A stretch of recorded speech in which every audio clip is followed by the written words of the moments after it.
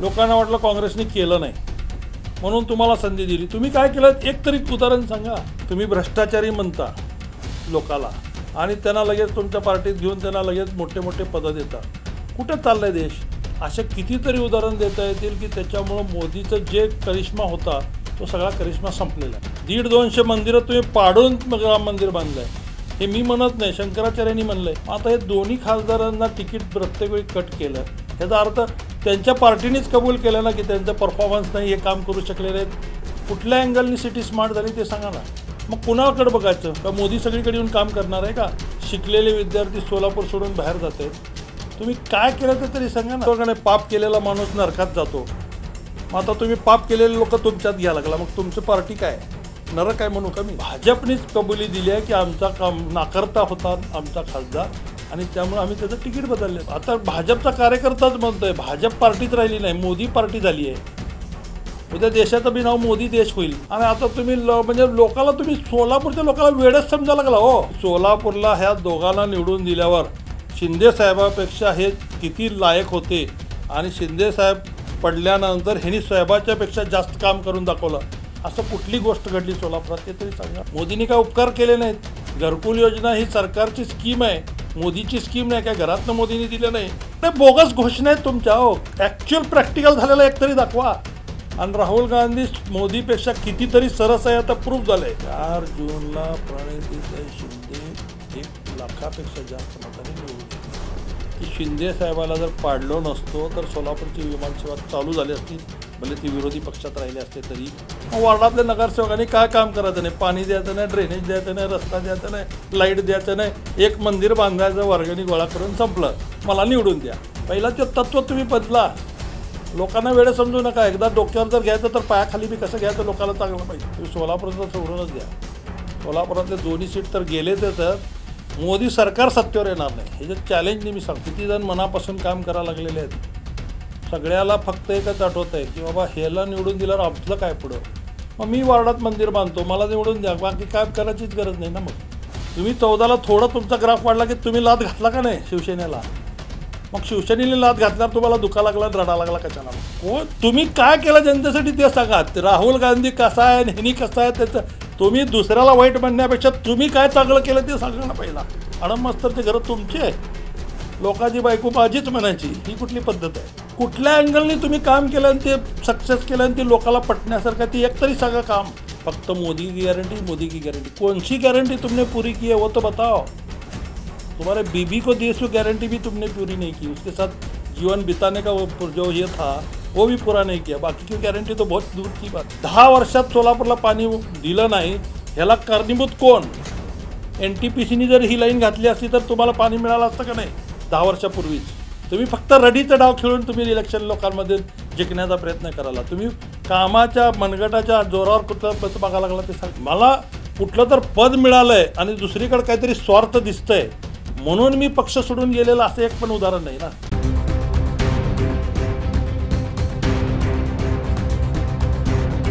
दर्शक नमस्कार. बोला बेधडक या कार्यक्रमामध्ये आपणा सर्वांचं स्वागत. आपणा सर्वांनाच माहिती की देशभरात आता सध्या लोकसभा निवडणुकीचा माहोल आहे. राज्याचा एकंदरीत आपण विचार केला तर एखादं महायुद्ध असावं अशा पद्धतीची एकंदरीत परिस्थिती आहे. महाविकास आघाडी विरुद्ध महायुती असा हा थेट सामना आपल्याला होताना दिसतो आहे आणि दोघांच्याही दृष्टीने ही लोकसभा निवडणूक अत्यंत प्रतिष्ठेची आहे. त्यात आपण सोलापूर आणि माढा या 2 लोकसभा मतदारसंघाचा विचार केला तर राज्याचं लक्ष या दोन्ही मतदारसंघाकडे लागलं आहे. त्यातही आपण सोलापूर मतदारसंघाचा विचार केला तर इथं जी परंपरागत लढत आहे भाजप विरुद्ध काँग्रेस, आता अर्थात महाविकास आघाडी विरुद्ध महायुती असा हा सगळा सामना होतो आहे. एकंदरीत लोकांची जी मानसिकता आहे ती कशा पद्धतीची आहे, आज मतदाराच्या मनात नेमकं काय आहे आणि ज्या मतदारांनी ज्या अपेक्षा ठेवलेल्या होत्या राजकीय पक्षांकडनं त्या पूर्ण झाल्या का? आणि जेव्हा हा मतदार या लोकसभा निवडणुकीसाठी मतदान करेल तेव्हा कशा प्रकारची एक विचारसरणी या मतदारांची असणार आहे? त्यातही भाजप आणि काँग्रेसनं जी लढत प्रतिष्ठेची केली आहे नेमका कौल हा कशा पद्धतीचा असेल आणि एकंदरीत सोलापूर लोकसभा मतदारसंघातलं जे वार आहे ते कशा पद्धतीचं आहे ही सविस्तर अशी चर्चा आपण करतो. यासाठी आपण राष्ट्रवादी काँग्रेसचे शरदचंद्र पवार पक्षाचे नेते माजी महापौर महेश कोठे सरांना निमंत्रित केले. कोठे साहेब, आपलं स्वागत. महेश कोठे साहेब म्हटल्यानंतर एक वास्तववादी भूमिका लोकांसमोर येत असते. इतर वेळेला असं होतं की राजकीय पक्षांचे नेते येतात, ते आपली भूमिका मांडत असतात, पण एक खरी परिस्थिती काय आहे किंवा नेमकं वातावरण कशा पद्धतीचं आहे, त्या अगदी म्हणजे जे म्हणू काय पण पोटातलं उठात अशा पद्धतीची मांडणी महेश कोठे सरांची असते.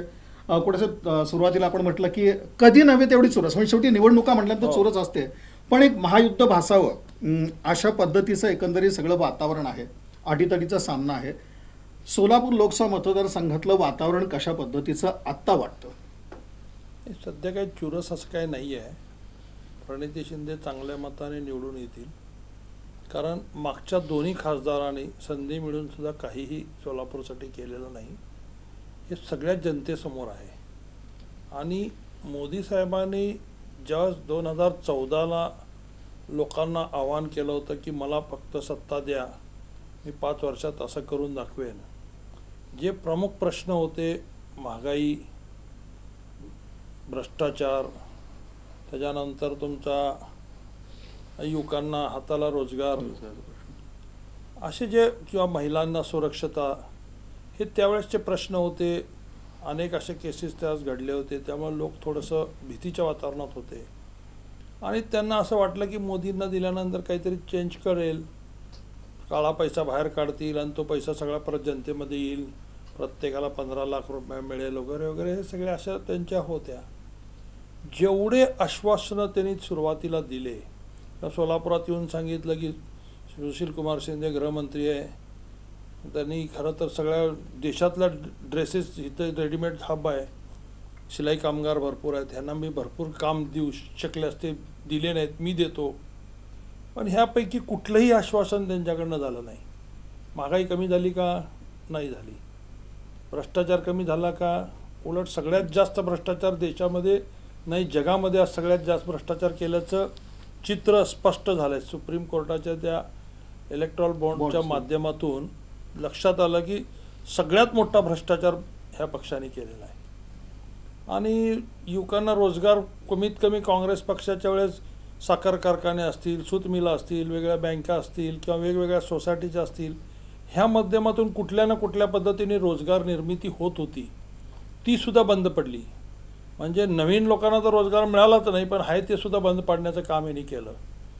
त्यामुळं आज युवकसुद्धा आज एकदम दिशाहीन झालेला आहे. त्याला नेमकं कळत नाही काय करावं. आणि मग कुठंतरी भावनिक हे करून फक्त मतदान घेण्याचं काम होतं आहे. पण मतदान काय धर्माच्या नावावर किंवा भावनिक होऊन मतदान करणं हे मला वाटतं योग्य नाही आहे. उद्या असं होईल, मग एखादा माणूस मंडळाचं मंदिर बांधेल, मी मंदिर बांधलं म्हणून मला मतं द्या, राम मंदिर बांधलं म्हणून देशाच्या लोकांना त्यांनी आव्हान करतात. मग उद्या नगरसेवकाला सुद्धा एखादा मंडळाने मंदिर बांधलं म्हणून त्यांना निवडून द्या, असं होईल का? तर तसं होणार नाही. हे जे चाललेलं आहे ते चुकीचं आहे. कोठे साहेब, हे सगळं असतं, पण शेवटी एक असतं की मोदी नावाचा करिश्मा, म्हणजे केवळ याच एका मुद्द्यावरती निवडणूक होते. मी तेच सांगतो, करिश्मा म्हणून 2दा दिलं लोकांनी निवडून, काहीतरी चेंज होईल, काँग्रेसने जे केलं नाही ते करतील. मला सांगा काय चेंज झाला? कुठलंही त्यांनी काही केलं नाही नवीन. किंवा लोकांनी जी संधी दिली त्या संधीचं सोनं तुम्ही केलं का?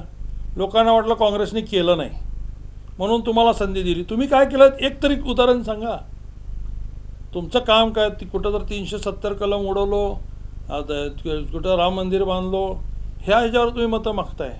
विकासाच्या नावावर काय?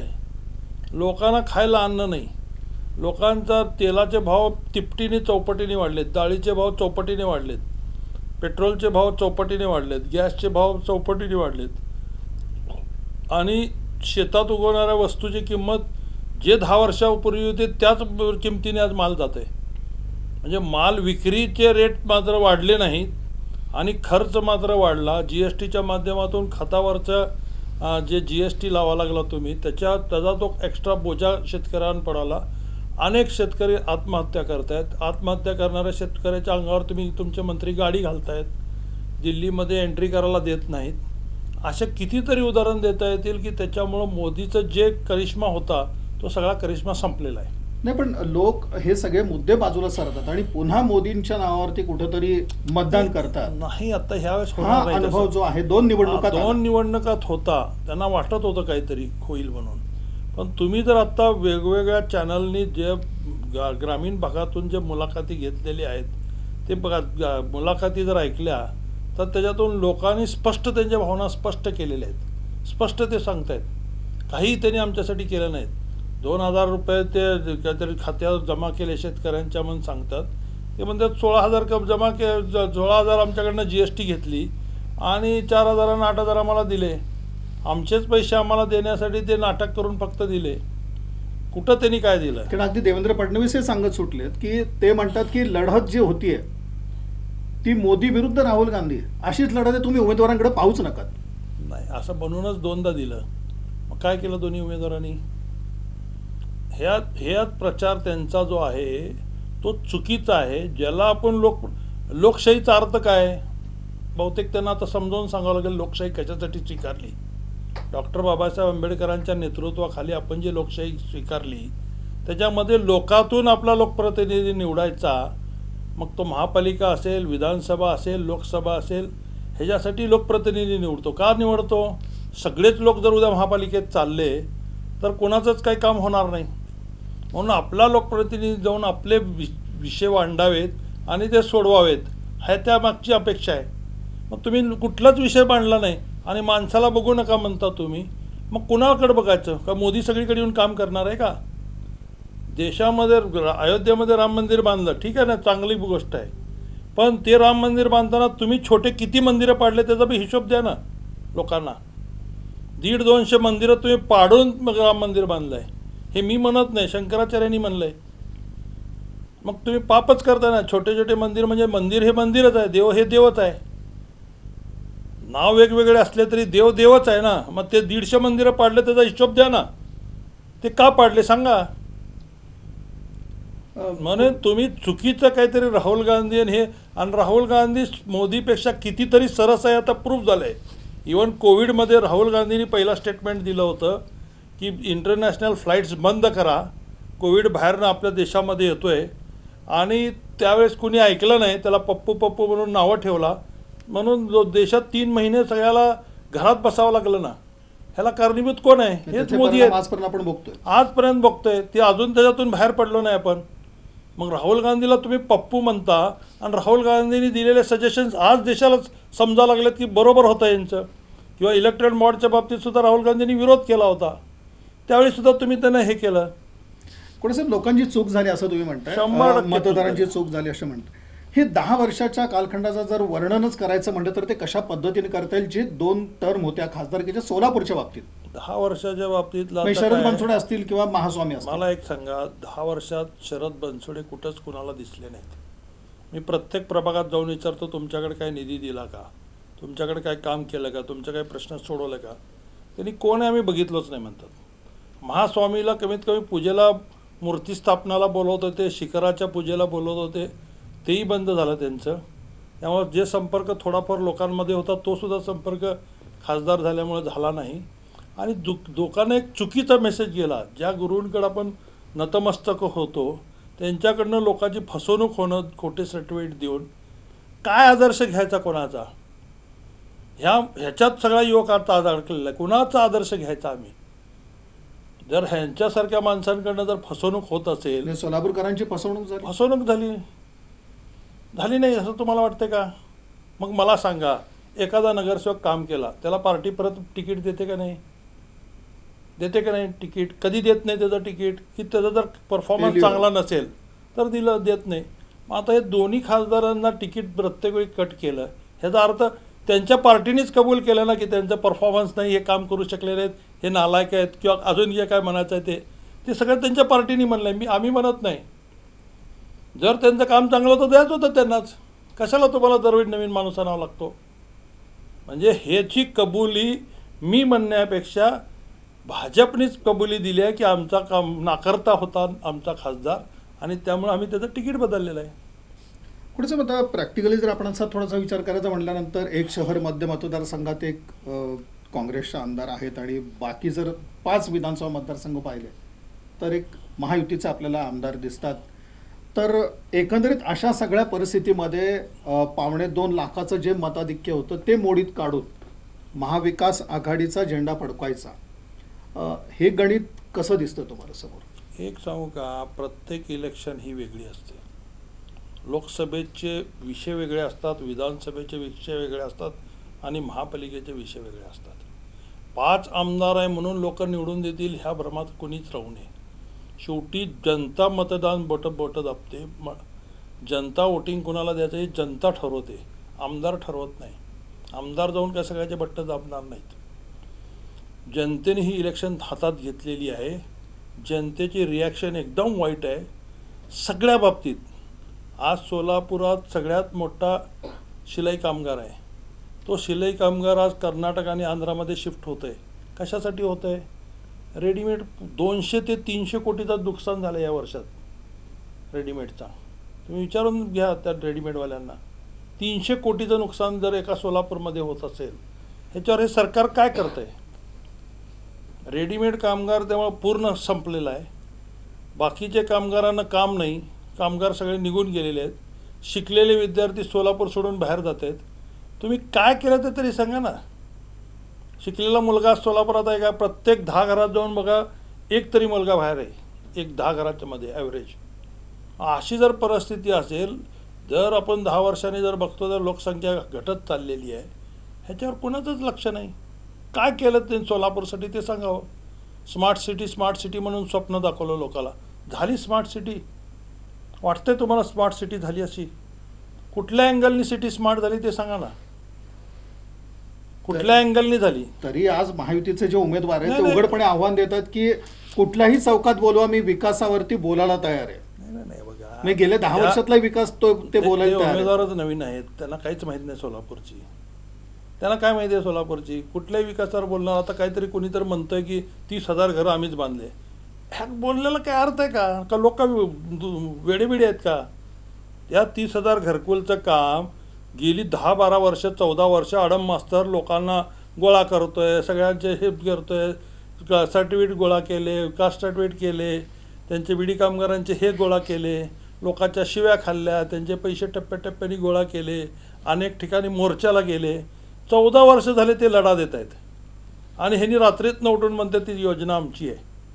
फक्त सरकार तुमचं आहे म्हणजे योजना तुमची झाली का? त्या योजनेचं नाव तरी काय माहिती आहे का तुम्हाला? रेनगर. रेनगरचा अर्थ काय? राजू आवास योजना. मग कोणाच्या काळात झाली होती हे सांगतात आम्ही केली. राजू आवास योजना हे नावच आहे त्या नगरचंच. पण राज्याचं सहकार्य राजू आवास. आज तुम्ही फक्त फंड दिला म्हणजे तुमची योजना झाली का? राबणाऱ्याचं काही नाही, लोकांना गोळा करणाऱ्याचं काही नाही, एवढं प्लॅन एस्टिमेट करणं त्याचं काही नाही. पण तेव्हा मात्र तुम्हाला मोदी चालतात आणि इतर वेळेला मात्र मोदीचं का चालायचा संबंध नाही. मोदींनी काय उपकार केले नाहीत. घरकुल योजना ही सरकारची स्कीम आहे, मोदीची स्कीम नाही. काय घरातनं मोदींनी दिलं नाही. सरकारी स्कीम्स आहेत, त्या स्कीम्स कुठलंही सरकार असेल तर ती राबवलंच पाहिजे ना. सगळ्या गोष्टीला काही पर्सेंटेज ठरलेले आहेत का नाही? आज समजा मी महापालिकेचं बजेट करायला बसलो, स्पोर्ट्ससाठी एवढा बजेट, पाण्यासाठी एवढा बजेट, ड्रेनेजसाठी हा बजेट असतो. तो बजेटमधून त्या प्रोजेक्टप्रमाणे काम केलंच पाहिजे. केलं म्हणजे आम्हीच सगळं केलं हे जर सांगत असतील तर चुकीचं आहे ना. काय संबंध आहे मोदीचा मला सांगा ना. सरकार आहे, सरकारच्या योजना आहेत, त्या योजनेमध्ये कुणाला तरी तुम्ही पैसे देणार आहे. जो ते योजनाचा अर्ज करतो, जो सगळे फुलफिलमेंट करतो, त्याच्यावर त्या स्कीम्स मंजूर होतात. त्या स्कीम्स सगळ्यांनी केलं मास्तरनी आणि तुम्ही सांगायला लागला आम्हीच केलो म्हणून. ही कुठली पद्धत आहे? ही कुठली पद्धत आहे? कुठे सर तुम्ही आज म्हणजे आडम मास्तरांचं आता इथं नाव घेतलं. उपमुख्यमंत्री काल अर्ज भरताना इथं होते आणि त्यांनी एक जाणीवपूर्वक असा एक मुद्दा मांडला की इथल्या नेत्यांना महाविकास आघाडीची सगळी मंडळी ती नादी लावतात. ज्यात आडम असतील, तुम्ही आहात किंवा अन्य काही नेते मंडळी आहेत की ह्यांना एक विधानसभेचं काहीतरी गणित घालून काही नादी लावलं जातं. हे तथ्य वाटतं का? अगदी देवेंद्र फडणवीस जे म्हणतात. बिलकुल नाही. कोण कुणाला नादीला लावतंय? तुम्ही घराघरात भांडणं तुम्ही लावता. पवार साहेबाचं घर फोडला, ठाकरेंची पार्टी फोडला आणि तुम्ही निवडणूक आयोगाला सांगताय की ह्यानी हे दिलं आणि त्यामुळं ती पार्टी त्यांची जास्त निवडून आले. निवडून युवकावर पार्टी असते का हो? पार्टी स्थापना कोण करतो? निवडून आलेले आमदार जाऊन करतात. निवडून आलेले आमदार करतात का पार्टी कोण करते पार्टी स्थापना? पार्टीचा मुख्य जो असतो पक्ष प्रमुख तो पार्टी स्थापन करतो, तो पार्टी वाढवतो. त्या पार्टीत लोकांचा क्रेज बघून त्या पार्टीकडे लोक तिकीट मागायला येतात. त्या पार्टीच्या क्रेजमुळे ते निवडून येतात आणि लगेच रात्रीतनं म्हणतात पार्टीच आमची आहे. हे आदर्श तुम्ही लोकांसमोर घालून द्यायला लागला देशातल्या. तुम्ही भ्रष्टाचारी म्हणता लोकाला आणि त्यांना लगेच तुमच्या पार्टीत घेऊन त्यांना लगेच मोठे मोठे पदं देता. कुठं चाललंय देश? काय तत्व आहेत तुमच्याकडं? तुमचा स्वतःचा आमदार नाराज आहे कारण त्याला जी संधी मिळणार होती ती त्याच्या तोंडातलं घास काढून तुम्ही दुसऱ्याला दिलाय. कशासाठी दिलाय? तुम्ही जर एवढं चांगलं काम केलं तर कशाला तुम्हाला लोकांना घ्यायचे, भ्रष्टाचारी लोकांना घ्यायची पाळी काय या लागली तुम्हाला? याचं आत्मपरीक्षण तुम्ही आधी करा ना लोकांना सांगण्यापेक्षा.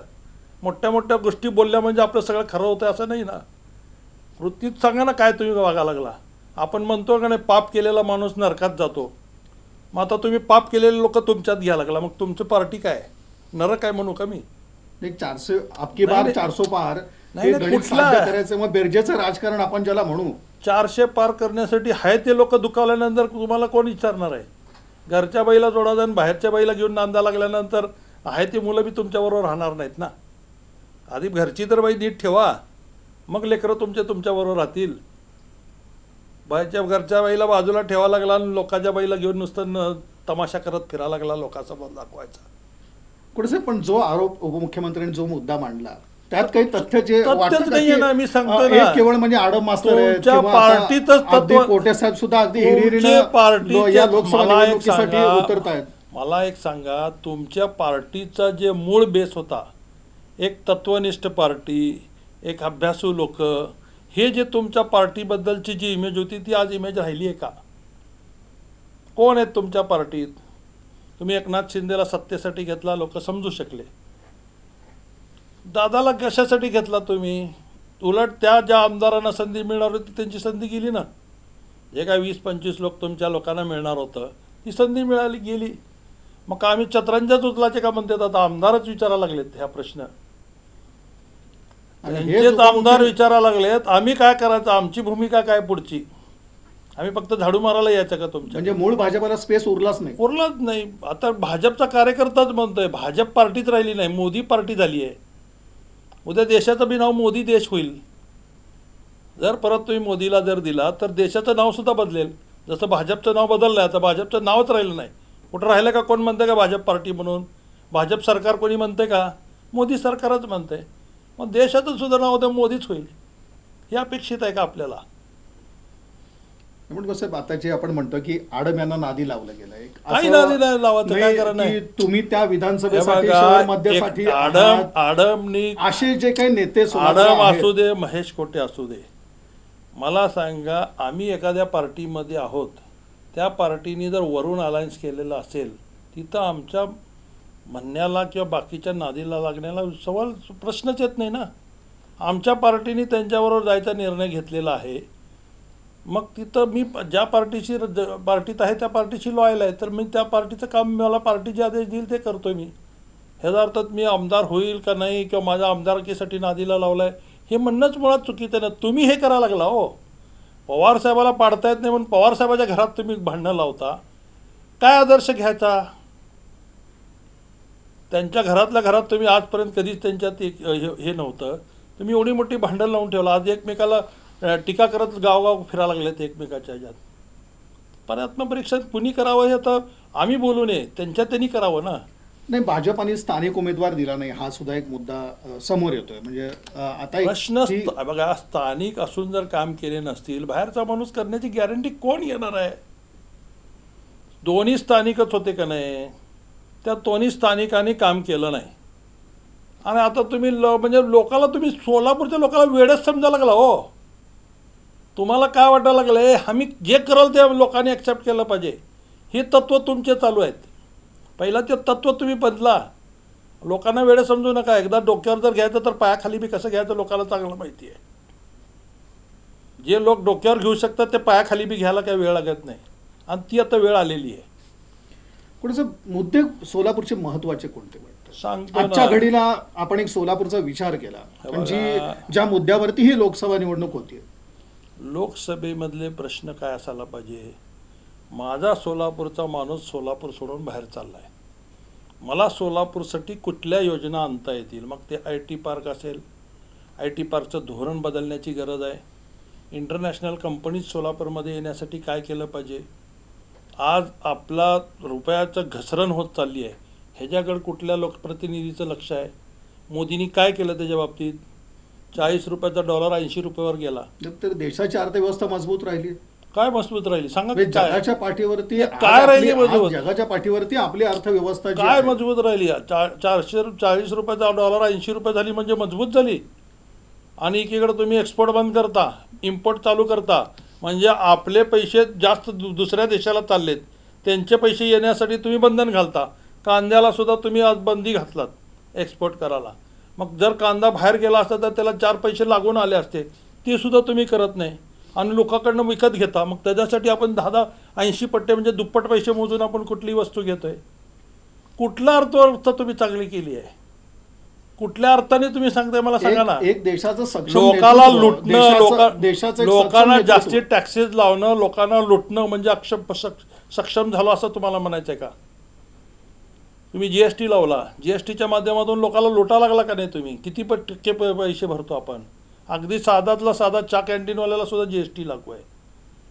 चहा पिताना बिस्किट घेतलं तर त्या बिस्किटवर सुद्धा GST लागू आहे. हॉटेलमध्ये गेला तरी तुम्हाला GST लागू आहे. कुठं सोडलं आहे तुम्ही मला ते सांगा ना. असं होतं का काँग्रेसच्या काळामध्ये? एवढे टॅक्सेस तुमच्याकडनं वसूल केले जात होते का एवढ्या पर्सेंटेजमध्ये? तुम्ही लोकांना लुटा लागला. गॅसच्या टाकीवर सरकार अनुदान देत होते, आता तुम्ही कुठं दिलं अनुदान? उलट तुम्हाला रॉ मटेरियल स्वस्त मिळालं, डिझेल पेट्रोल तुम्हाला रॉ मटेरियल स्वस्त मिळालं सुद्धा असताना तुम्ही रेट कमीच केले नाहीत. उलट महाग मिळत असताना रॉ मटेरियल काँग्रेसनी सबसिडी देऊन ते रेट स्थिर ठेवलेले होते. तसं तुम्ही काहीच केलेलं नाही.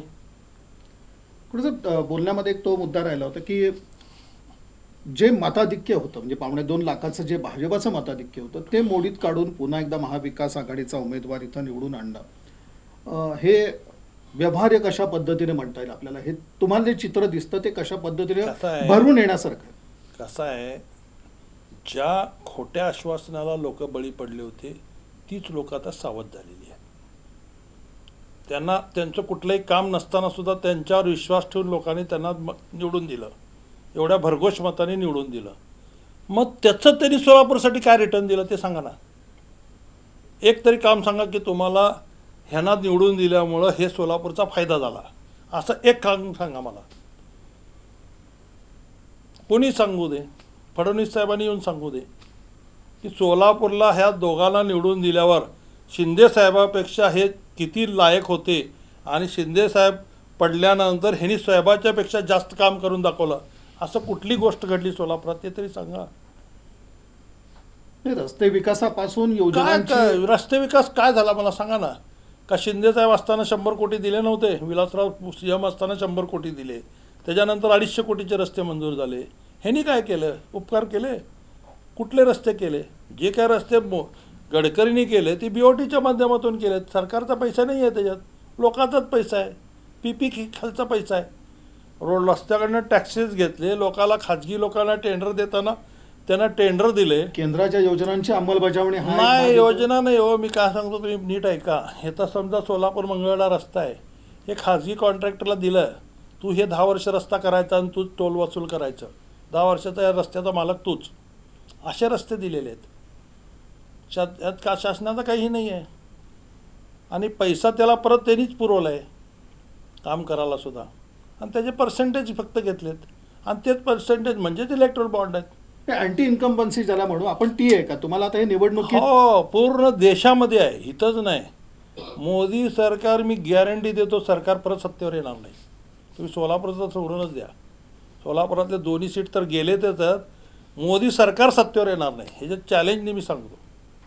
कुठे महाविकास आघाडीचा उमेदवार इथून उभा आहे, तिन्ही चारी पक्ष कशा प्रकारचा समन्वय तुम्हाला दिसतोय की खऱ्या अर्थाने हे सगळे एकत्र आहेत का? बघा, कुठलीही गोष्ट प्रत्येकाला काय म्हणजे त्यात वाटतं शिवसेना आली, राष्ट्रवादी शरदचंद्र काय पवार असतंय, पक्ष आला. प्रत्येकाला काय वाटत असतं मी केल्यावरच सगळं होतंय, असं कधीच नसतं.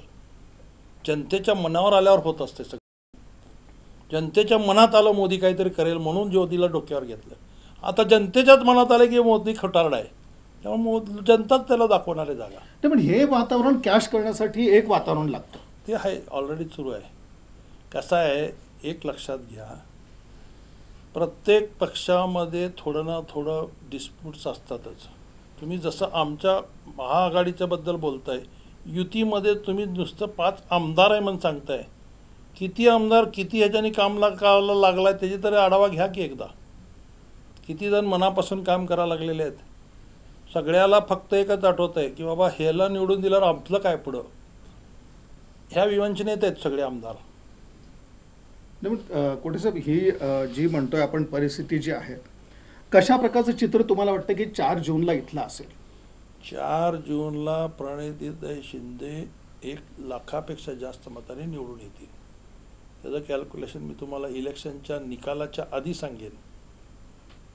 100% ते निवडून येतील. म्हणजे 2.25 अधिक 1 2.3 झाले. हो, 100%.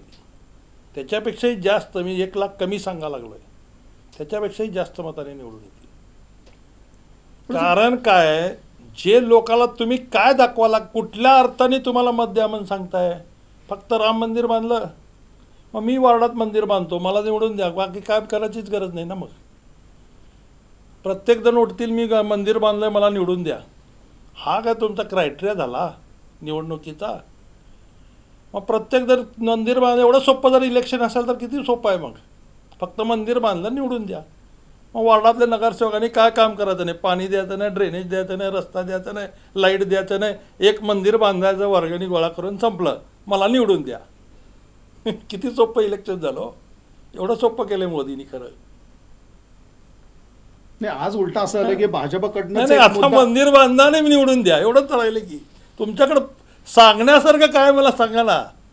सुशील कुमार शिंदेपेक्षा मी वेगळं काहीतरी करून दाखवलं, मला लोकांनी संधी दिली, एवढ्या भरघोष मतांनी तुम्हाला निवडून दिलं. काय केलं तुम्ही सांगा ना. ते सांगण्यासारखं काय ते तरी सांगा आम्हाला. तुम्हाला का मत द्यावं ते तरी आम्हाला कळू द्या ना.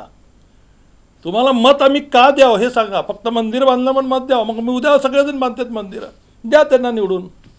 प्रत्येक मंडळाला एक नगरसेवक करा. मग आणि आणखीन एक गोष्ट होताना दिसते की उमेदवारात प्रणिती शिंदे, पण टीका मात्र होतीये सुशील कुमार शिंदे यांच्यावरती. बघा, हा एक भाग कसा असतंय, हे राजकारणाचा विषय आहे. टीका तुम्हाला कोणावर करण्यासारखं जर काही नसेल तर तुम्ही कुठल्या तर अँगलला न्यायचा प्रयत्न करता.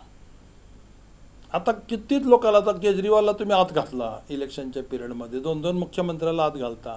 तुमच्याकडे काही राहिलंच नाही हो. मग तुम्ही सगळ्या रडीचा डाव खेळायला लागलात सध्या.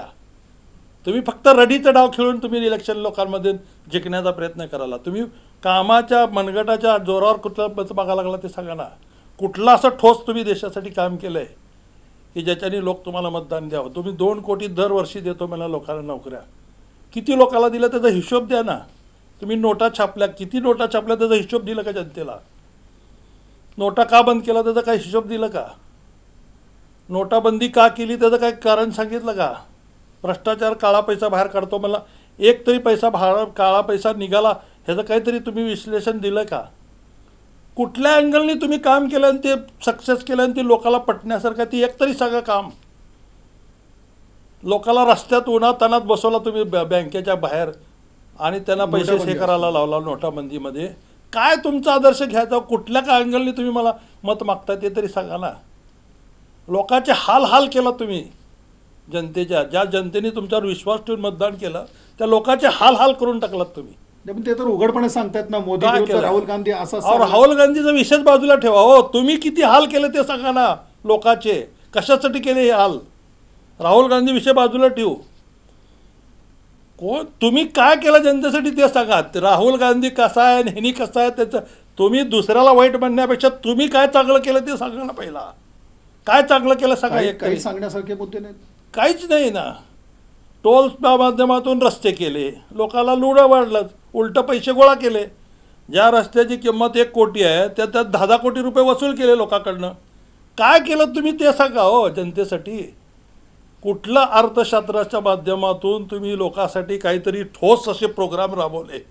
तुम्ही काय जनगणना काय ते ह्याची योजना आहे ना, तुम्ही 5 लाखाची जनधन योजना होती. जनधन योजना, काय कुणाला एकाला तरी सर्टिफिकेट, एकाला तरी मिळालेलं एक तरी सोलापूरमधला केस दाखवा मला.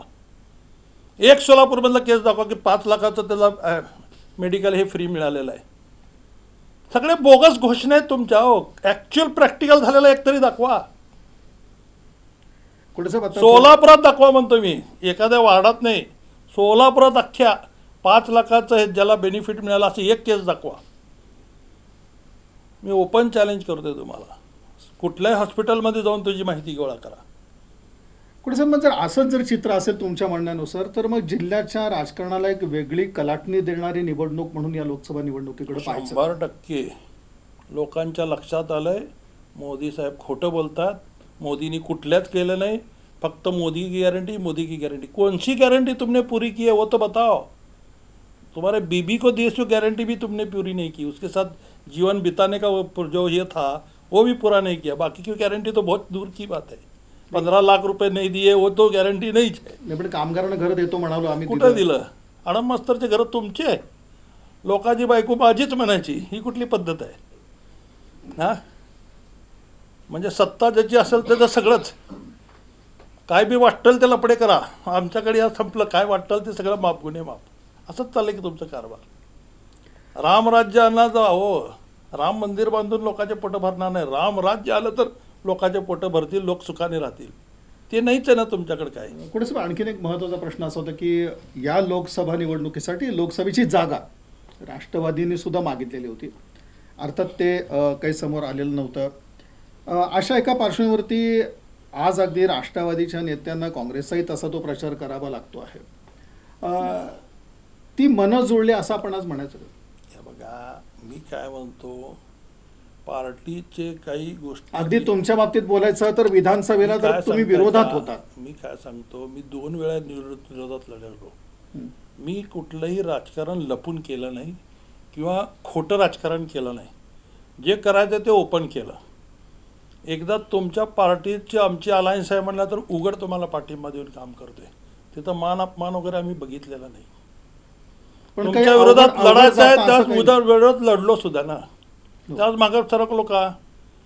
पण आमची तात्विक इलेक्शन लढाई होती. मी कधी त्यांच्यावर टीका केली नाही किंवा त्यांनी सुद्धा माझ्यावर कधी टीका केली का? एक तरी उदाहरण दाखवा की मी सुशीलकुमार शिंदेवर किंवा त्यांच्या फॅमिलीवर टीका केली. 2दा इलेक्शन विरोधात लढलो, पण त्यांच्यावर वैयक्तिक टीका केली का? तात्यांना काही मिळालं नाही हे माझा आरोप आजही, कालही होता, आजही आहे आणि उद्याही राहणार आहे. नाही, तो उघड आहे. तो त्या गोष्टी तो उघड आहे. मग त्याच्यासाठी मी बाहेर पडलो. नाहीतर का त्यांच्याकडनं काही मिळावं म्हणून बाहेर पडलो नाही किंवा त्यांचं आमचं काय बाजूला आहे आणि एकमेकाच्या बांधाचे भांडणं आहेत असलं काही याच्यानी बाहेर पडलो नाही. त्यांनी तात्याला न्याय द्यायला पाहिजे होता, तो दिला गेला नाही. हा एकच त्याच्या मागचा हे होता. तेच बाबतीत शिवसेनेत गेल्यावर झालं. 8च्या नगरसेवक 21 आणले तरी माझं तिकीट कट होतंय म्हणून मला बाहेर पडावं लागलं. मला कुठलं तर पद मिळालंय आणि दुसरीकडे काहीतरी स्वार्थ दिसतंय म्हणून मी पक्ष सोडून गेलेलं असं एक पण उदाहरण नाही ना. जसं लोकाला संधी साधण्यासाठी लोक इकडं तिकडं जातात, तसं संधी साधण्यासाठी मी गेलो नाही कुठं. माझ्यावर अन्याय झाल्यानंतर मी त्यांना सोडून गेलो आहे. पण जोपर्यंत त्यांच्याबरोबर होतो त्यांच्याशी प्रामाणिकच राहिलो आहे. ज्या पक्षात राहिलं त्या पक्षाशी प्रामाणिक राहिलो आहे. मन जुळले असं म्हणायचं का आज आपण? अहो, मन जुळली का नाही जुळली, तर मनभेद नव्हतेच तसे. मला काय म्हणायचं आहे, मन जुळली का नाही जुळली, हे इलेक्शनमध्ये आजचं जे वातावरण आहे मोदी विरोधी लाट आहे सध्या देशामध्ये.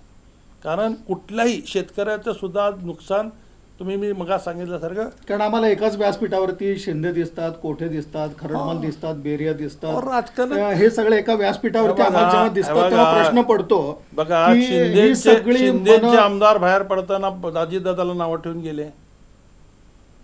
अजितदादामुळे आम्ही बाहेर पडतो म्हणले, आम्हाला ह्यांचं हिंदुत्व मान्य नाही म्हणले. मग अजितदादा घेतल्यानंतर का सरकारच्या बाहेर पडले नाही त्यांनी? ह्या गोष्टी तुम्ही जसं आम्हाला विचारलं तसं समोर सगळं उदाहरण आहेत ना. आम्ही लई छोटे आहेत, ते लई मोठे आहेत ना. त्यांचं उदाहरण काय आदर्श घ्यायचं सांगा ना आम्हाला कोणीचं. नाही म्हणजे एक विचारचा मुद्दा असा की काही मानसिक अडचण वगैरे तशी होती का, किंवा आपण खुल्या मनानेच या सगळ्या गोष्टीत सहभागी आहोत? हे बघा, ज्या पार्टीत आपण आहोत त्या पार्टीशी आम्ही लॉयल आहोत. ज्या पार्टीचे आदेश आहेत, जे काम करायला सांगितलं ते आम्ही करतोय, प्रामाणिकपणे करतोय, आत आणि बाहेर नाही की बाबा समोर नुसतं स्टेजवर यायचं आणि आतून काहीतरी गडबड करायची. असला धंदा कधी आम्ही केला नाही आणि करणार नाही, आणि ते आम्हाला माहीत पण नाही. आहेत दिलखुलास सगळं केलं आहे. विरोध तर विरोध, पाठिंबा तर पाठिंबा.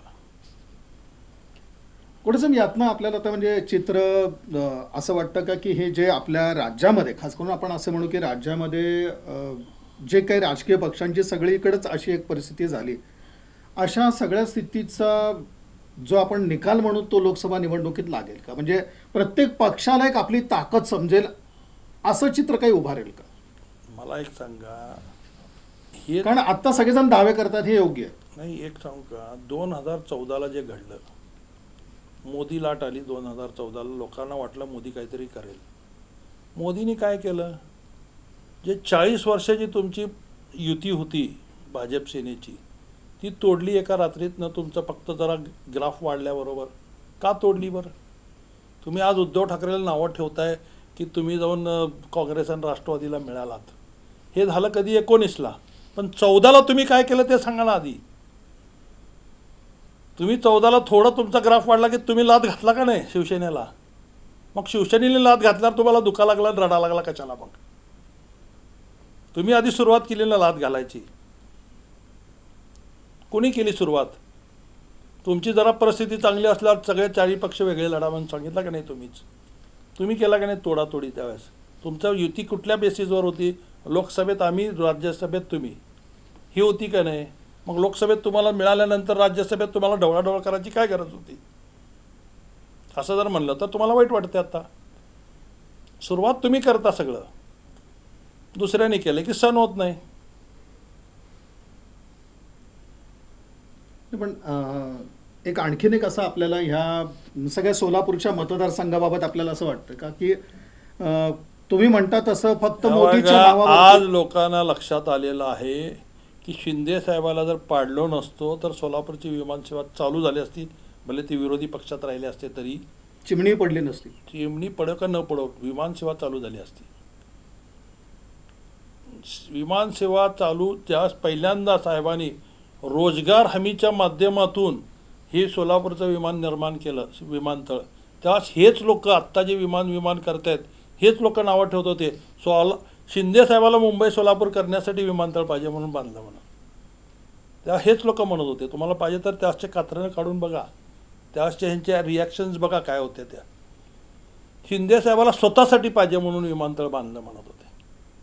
म्हणजे एवढे कोविडमध्ये तुमच्या किल्लारीच्या भूकंपामध्ये हेच विमानतळ कामाला आलं जे शिंदे साहेबांनी बांधलं, ज्याच्यावर तुम्ही अनेक वेळा टीका केली. भाजपला 2 वेळा संधी देऊन सोलापूर मागं गेलं विकासाच्या बाबतीत. 100% मागं गेलं.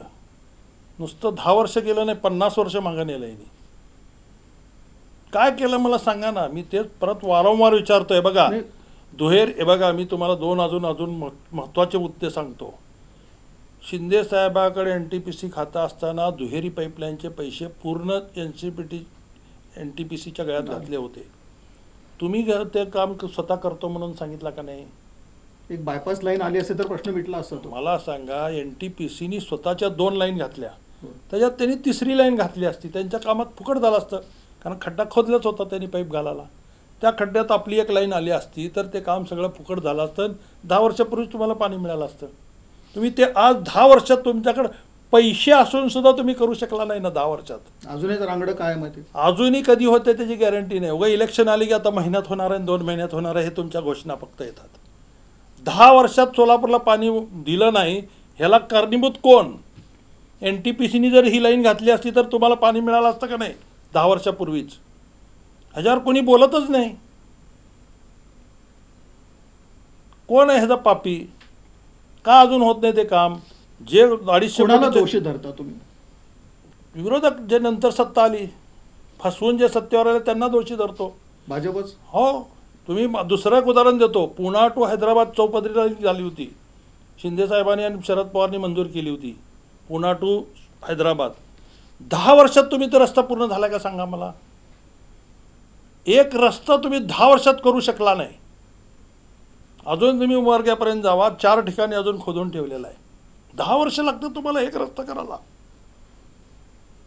कसलं तुम्ही सांगताय खोटा गोष्टी लोकांसमोर? सांगा ना याचं उत्तर, त्या पाईपलाईनचं उत्तर द्या, ह्या रस्त्याचं उत्तर द्या. चला 10 वर्षात तुम्ही हे रस्ता का केला नाही त्याचं उत्तर द्या लोकांसमोर. त्याच्यात पैशाची तरतूद तर त्या काळातच केली होती का नाही? ते रस्ता मंजूर त्याचवेळी झाला होता का नाही? शिंदेसाहेबांनी त्याचं भूमिपूजनही केलं. पवारसाहेबांनी त्याच्यात दोघांचे भांडणं झाले, मला सोडून केलं म्हणून. इथपर्यंत सगळं सांगतो. पण पुढे प्रश्न काय आहे आजपर्यंत? अजूनपर्यंत नाही झाला. अजूनपर्यंत 2 इलेक्शन संपले त्यांचे, तरी पण अजून रस्ता झाला नाही.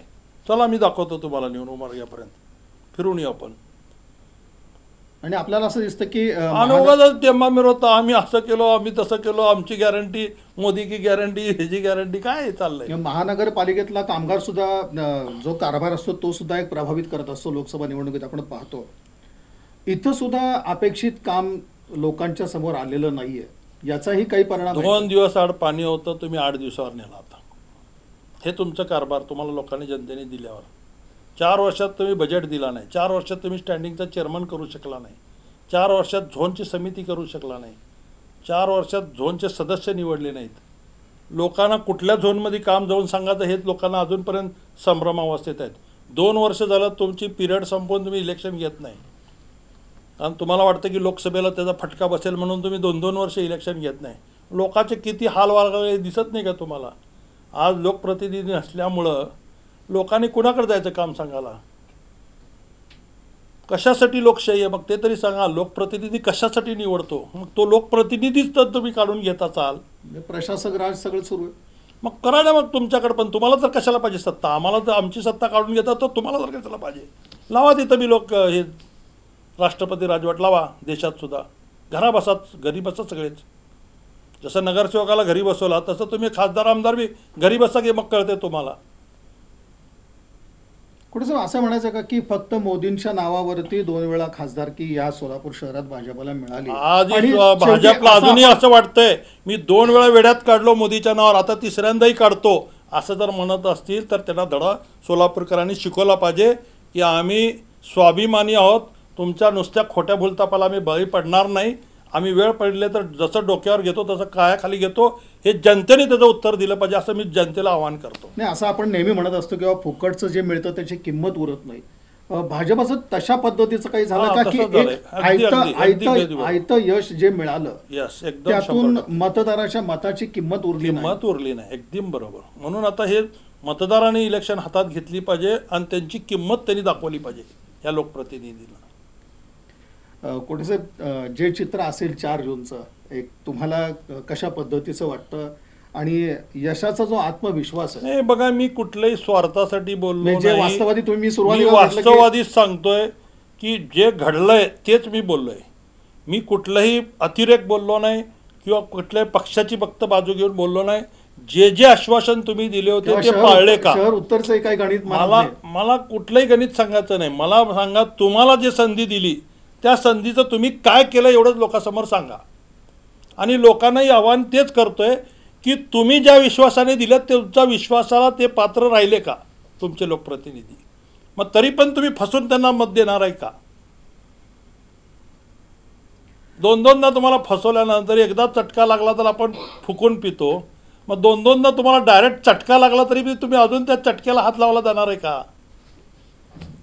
पण साहेब, यादवर एक शेवटचा असा प्रश्न आहे की शेवटी तुम्ही म्हटल्यानंतर शहर उत्तरचा प्रश्न उपस्थित होणार नाही अशी कुठली गोष्ट नसते.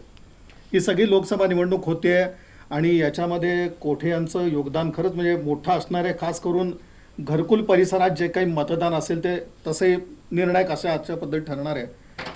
कुठंतरी चालून काही शहर उत्तरच्या बाबतीतला शब्द किंवा काही त्या बाबतीतला काही चर्चा किंवा पुढे चालून हे बघा, ज्या गोष्टी होणार आहेत त्या काही ठरल्या आहेत का? एक लक्षात घ्या, आज मला कुणी काही शब्द दिला, उद्या जर आमची अलायन्स नाही राहिली त्या शब्दाला काय किंमत आहे मला सांगा? शब्दाला परतफेड असते. नाही, मला सांगा, ही अलायन्समुळे सगळेजण आम्ही काम करतोय. हे निर्णय आमचे नेते घेतात नेत्यांनी सांगितलं अलायन्समध्ये लढा, अलायन्समध्ये लढतो. नेत्यांनी सांगितलं सेपरेट लढा, सेपरेट लढतो. त्यावेळेसचे समीकरण सगळे बदलणार आहेत. मग ते उद्या मला ह्यांचा फायदा होणार आहे का, ह्यांनी माझं उद्या काम करणार आहे का, हा विचार करून जरी किती मी लढलो त्यावेळेसची परिस्थिती सगळी वेगळीच राहणार आहे. नाही, पण या सगळ्या कामाची परतफेड अपेक्षा असते. सगळ्याची असते ना. अपेक्षा ठेवणं चुकीचं नाही, पण तसंच घडेल ह्याचं काय कोणी सांगता येत म्हणजे कोठे यांनी तशी अपेक्षा ठेवली आहे की आज जे तुम्ही नाही. करता सगळ्यांनीच ठेवली. सगळेजण अपेक्षाशिवाय कुठलंच काम करत नाहीत. नवरा बायको सुद्धा अपेक्षाशिवाय जवळ येत नाहीत. पोराकडनं पण आपण अपेक्षा करतो की मोठा झाल्यानंतर मला वय झाल्यावर माझा पोरगा सांभाळेल. आता सांभाळेल का नाही ते काळ ठरवणार आहे, पण अपेक्षा तर ठेवतोच ना. बिगर अपेक्षेने कुठलीच गोष्ट घडत नाही. म्हणजे नक्कीच लोकसभेमध्ये जी मदत होतीये अपेक्षाशिवाय कुणीही कुठलंही कुणासाठी काहीच करत नाही. माझं हे ठाम मत आहे. हे इलेक्शनच नाही, कुठल्याही विषयावर कुठली तरी अपेक्षा असल्याच्या कोणी कुणासाठी काहीच करत नाही. एक म्हण आहे हिंदीमध्ये, कोई किसी से इस तरह प्यार नहीं करता, कोई किसी के लिए नहीं मरता. तुम्हाला मरायचं तर एकट्यालाच जावं लागणार. पोरगं बी येत नाही, बायको बी येत नाही, कोणच येत नाही सोबत. इसलिए कोई किसी के लिए नहीं मरता. त्याच्या पाठीमाग कॅल्क्युलेशन आहे. कोटे साहेबांनी स्वच्छपणे अगदी सांगितलं की खरंच म्हणजे शेवटी एक असतं की राजकारण समाज आणि शेवटी या ज्या गोष्टी आहेत याच्यामध्ये ह्या अपेक्षा जे म्हणतोय तर त्या तशा असतात. आणि आपण कोटे साहेब म्हटल्यानंतर शहर उत्तर हे आलं नाही अशी कुठलीही गोष्ट होणार नाही. तेव्हा लोकसभा निवडणुकीत आज कोटे साहेबांचं एक मोठं योगदान आपल्याला दिसतंय. तर ते निश्चित म्हणजे शहर उत्तरच्या ज्या विधानसभा निवडणुका असतील तर तिथं कुठेतरी एक ती परतफेडीचा तो मुद्दा त्यावेळेला निघेलच. पण एकंदरीत महाविकास आघाडी विरुद्ध महायुती असा जो सामना राज्यामध्ये होतो आहे आणि त्यातही जेव्हा आपण सोलापूरचा विचार करतोय इथं जी चुरस आपल्याला दिसून येते, सोलापूर असेल माढा असेल, त्या दोन्ही मतदारसंघामध्ये लोक या महायुतीच्या कारभाराला खास करून भाजपचे उमेदवार दोन्ही ठिकाणी आहेत आणि त्यातही सोलापूरचा उमेदवाराचा आपण विचार केला तर सोलापूरच्या एकंदरीत सगळ्या कारभाराला इथले लोक कंटाळलेले आहेत. आणि कुठेतरी याचा वचपा हे मतदार जे आहेत तर ते या निवडणुकीत काढतील असा एक विश्वास माजी महापौर महेश कोठे यांनी या ठिकाणी व्यक्त केला. आणि निश्चितच आपण बोलताना मुद्दा हाही उपस्थित केला होता की जे 2.25 लाखाचं मताधिक्य होतं तर ते तोडून महाविकास आघाडीचा उमेदवार यशस्वी होईल का. तर त्यांनी सांगितलं की ही निवडणूक जी आहे ती जनतेने मनावर घेतलेली आहे. तेव्हा जी लोक डोक्यावर घेतात ती डोक्यावर आपटतात सुद्धा. असा एक राजकीय इतिहास आपल्याला सर्वत्र दिसून येतो. लोकशाही व्यवस्थेमध्ये हा इतिहास असतो. तर अशा प्रकारचं चित्र हे सोलापुरात दिसेल अशा प्रकारची एक विश्वासाची भावना महेश कोठे यांनी व्यक्त केली. आणि आघाडीचा धर्म म्हणून आम्ही अगदी पूर्णपणे काँग्रेस उमेदवाराला ही सगळी आमचं जे योगदान आहे ते आम्ही देतो आहोत अशा पद्धतीचं स्पष्टीकरण सुद्धा कोठे साहेबांना ठिकाणी व्यक्त केलं. सर्वच प्रश्नांना त्यांच्या स्वभावाप्रमाणे मनमोकळेपणाने आणि वास्तववादी अशी उत्तरं त्यांनी दिलीत आणि कोठे साहेबांनी वेळ दिला BR न्यूजसाठी. त्याबद्दल त्यांचा मनपूर्वक आभार मानतो. कोठे साहेब धन्यवाद. धन्यवाद.